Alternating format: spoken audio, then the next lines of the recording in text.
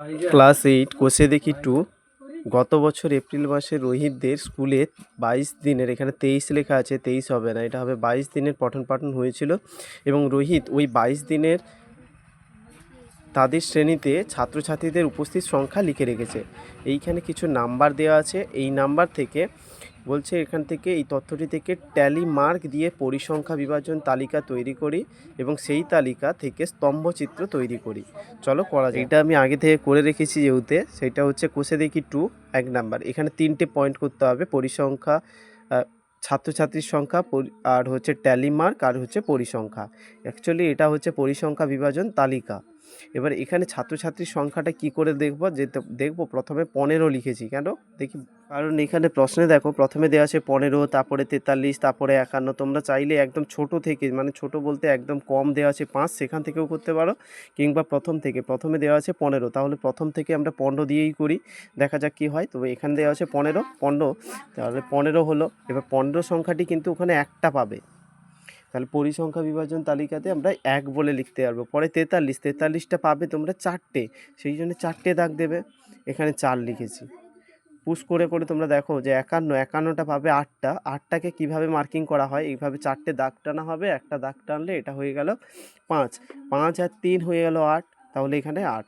এখানে দেখো 47 লেখা আছে, 47টা কটা রয়েছে, 47টা রয়েছে 6টা, তাহলে 6টার বেলা আমি কি করব, 1 2 3 4, একটা দাগ টানবে 5টা হয়ে যাবে, আর একটা 6টা, তাহলে এখানে 6। 5 লেখা আছে একটা, তাহলে একটা দাগ, 38 একটা রয়েছে, 42ও একটা করে রয়েছে, এইভাবে মোট 22টা হবে।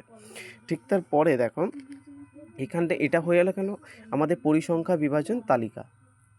এবার করতে হবে আমাদের কি স্তম্ভচিত্র। স্তম্ভচিত্রটা কেমন করব, স্তম্ভচিত্রটা করার জন্য একদিকে দুই দিকে দাগ টানতে হবে, একদিকে লিখতে হবে উপস্থিতির সংখ্যা, একদিকে ছাত্রছাত্রীর সংখ্যা।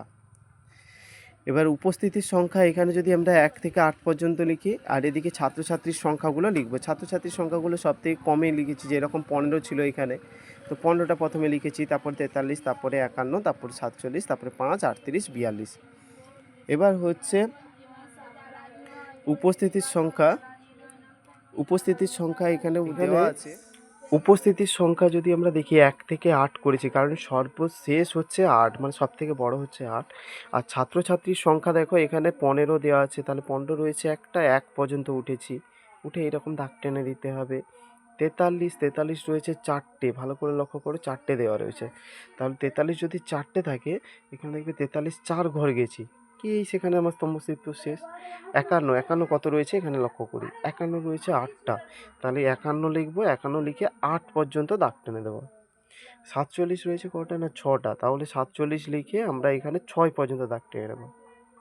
আর এখানে দেখতে পেয়েছি 5 একটা, 38 এক, আর 42 এক, এখানে 5 38 আর 42 সবাই দেখো একের সোজাসুজি দাগ টানা রয়েছে, এইভাবেই করতে হবে। আসো নেক্সট গণিত, দাগের গণিতটা দেখো। আমাদের শ্রেণীর 40 জন ছাত্রছাত্রী প্রতি ছুটির দিনে কতজন বাড়ির কাজে কত ঘন্টা করে কাজ করে তার একটা স্তম্ভচিত্র তৈরি করা আছে। এবার এখান থেকে আমাদের নানা প্রশ্নের উত্তর দিতে হবে। প্রথমে দেখো স্তম্ভচিত্র থেকে আমাদের শ্রেণীর কতজন করে ছাত্রছাত্রী প্রতি ছুটির দিনে কতক্ষণ বাড়ির কাজ লিখি। তো একের দাগেরটা দেখো এখানে দেওয়া আছে, স্তম্ভচিত্র থেকে দেখো 8জন 2 ঘন্টা করে কাজ করে। প্রথমে এই লাইনটা দেখো, এখানে দেখো 8জন দেখি যদি 2 ঘন্টা করে কাজ করে, এখানে লেখা আছে দেখো 8জন 2 ঘন্টা করে কাজ করে। এবার 12জন 3 ঘন্টা করে কাজ করে, ভালো করে খেয়াল করো। পরে দেখো 3 ঘন্টা করে কাজ করে কতজন, যদি দেখি 12জন, তাহলে তোমরা পরেরটা লিখতে পারবে যে 14জন। পরেরটা নিশ্চয়ই দেখো 14জন, এখানে দেখো 4 ঘন্টা করে কাজ করে, এখানেও লেখা রয়েছে 14জন 4 ঘন্টা করে কাজ করে। তারপরে দেখো এই যে রয়েছে 6জন 5 ঘন্টা করে কাজ করে, তাহলে এখানে দেখো 6জন 5 ঘন্টা করে কাজ করে, এইভাবেই লিখতে হবে। হয়ে গেল একের দাগে। এবার 2-এর দাগে আসো, কতজন ছাত্রছাত্রী ছুটির দিনে সবচেয়ে বেশি সময় বাড়ির কাজ করে, তাহলে দেখো 6জন 5 ঘন্টা করে কাজ করে, সবচেয়ে বেশি এই যে রয়েছে সবচেয়ে বেশি হচ্ছে 5 ঘন্টা, সেটা কতজন, 6জন, সবচেয়ে বেশি তো 5 ঘন্টা রয়েছে 6জন। প্রতি ছুটির দিনে 2 ঘন্টা করে কাজ করে ছাত্রছাত্রীর সংখ্যা লিখি, 2 ঘন্টা করে 8জন। বুঝে গেল? তাহলে 2 ঘন্টা করে কাজ করে 8 জন, হয়ে গেল। এবার আসো 3-এর দাগে। আসুন 3-এর দাগে। 3-এর দাগে দেওয়া আছে নিচের পাইচিত্র দেখি ও নানা প্রশ্নের উত্তর খুঁজে। শ্রোতারা কোন কোন ধরনের গান পছন্দ করে তার পাইচিত্র। এখানে দেখো একটা পাইচিত্র দেওয়া আছে। এই ছবিটার নাম তাহলে আমরা কি জানলাম? পাইচিত্র।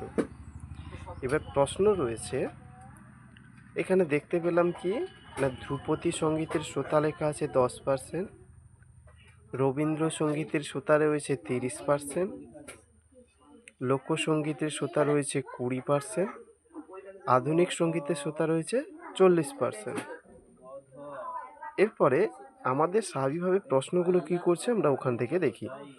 এখানে থেকে দেখো, লোকসঙ্গীতের শ্রোতার বৃত্তকলাটি সম্পূর্ণ বৃত্তাকার ক্ষেত্রের কত অংশ লিখি।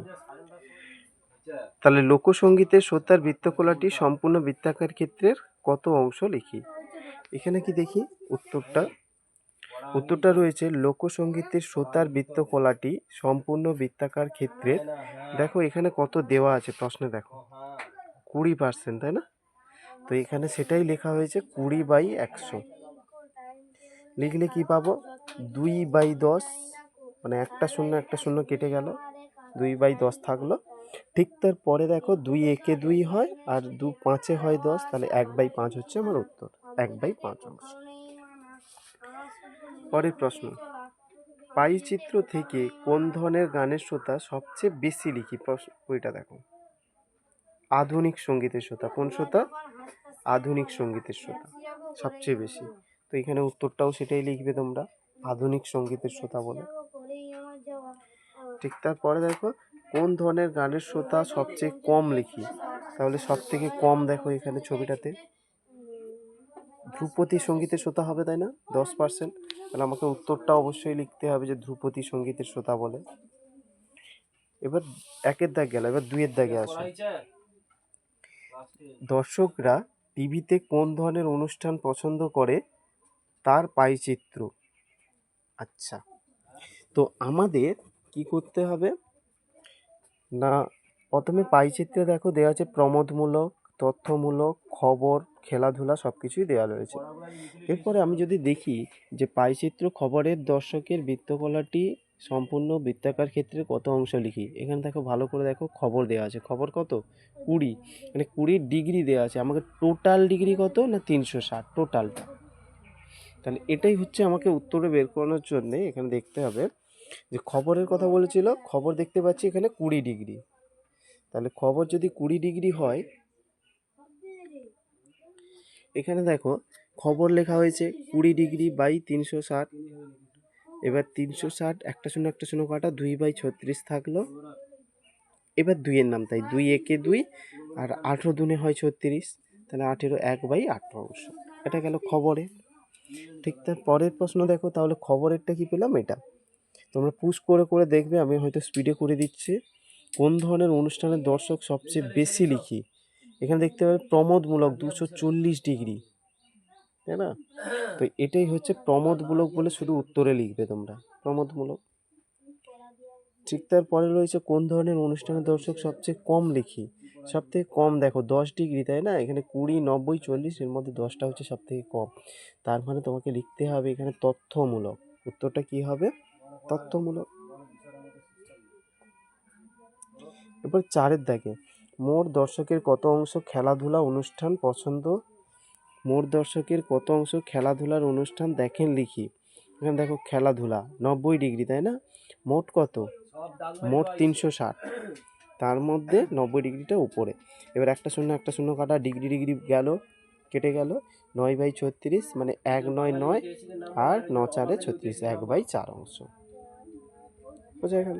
তাহলে এই গেল 1 থেকে 3, পরের দিন 4 থেকে করা হবে অবশ্যই।